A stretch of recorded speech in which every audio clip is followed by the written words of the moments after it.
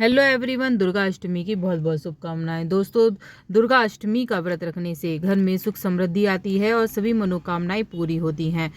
जानते हैं दोस्तों, दुर्गा माता कौन है और क्यों इनका व्रत रखा जाता है। माता पार्वती ही दुर्गा का रूप है।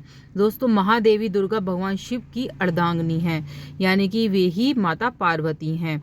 अगर आप महादेव की पूजा करते हैं साथ में, तो आपको और भी दुगना फल मिलता है इस पूजा का। और इस दिन दोस्तों नीले काले वस्त्र पहनकर नहीं बैठना चाहिए पूजा में। और इस दिन बाल भी नहीं कटवाने चाहिए, नाखून भी नहीं कटवाने चाहिए। माता दुर्गा यानी कि पार्वती माता को लाल फूल, गुलाब, गुड़हल आदि चढ़ाना बेहद शुभ माना जाता है, क्योंकि उन्हें लाल चीज़ें अच्छी लगती हैं। आप लाल, पीले, हरे जैसे शुभ कलर आप पहन सकते हैं। इस दिन क्रोध नहीं करना चाहिए। जब भी आप व्रत रखें, क्रोध नहीं करना चाहिए और ना ही नारियल का सेवन करना चाहिए, क्योंकि नारियल इस दिन माता को चढ़ाया जाता है।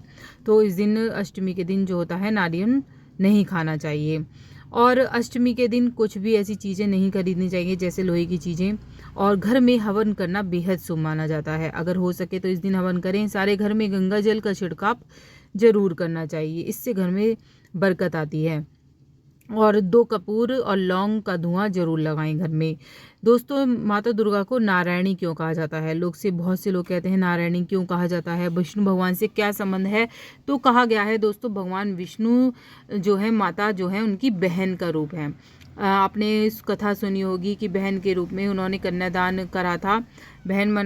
माता लक्ष्मी को भी नारायणी कहा गया है, लेकिन वो माता नारायणी जो है वो पत्नी का रूप है, और माता जो दुर्गा है वो बहन के रूप में उन्हें नारायणी कहा गया है। तो इस चीज़ से आप वो हो जाएं। और बहुत से लोग क्या कहते हैं दोस्तों कि भगवान विष्णु का ही अवतार है माता दुर्गा भी।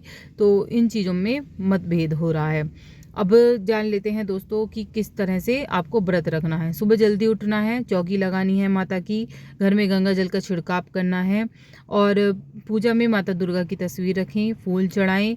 और जो भी आपने मिष्ठान जो भोग लगाया, इस दिन जरूर मिष्ठान बना लें और मिष्ठान का भोग लगाएं। आप भी उसी मिष्ठान से ही व्रत को लें, और पूरे दिन मतलब फलाहार रहकर ये व्रत को करना है।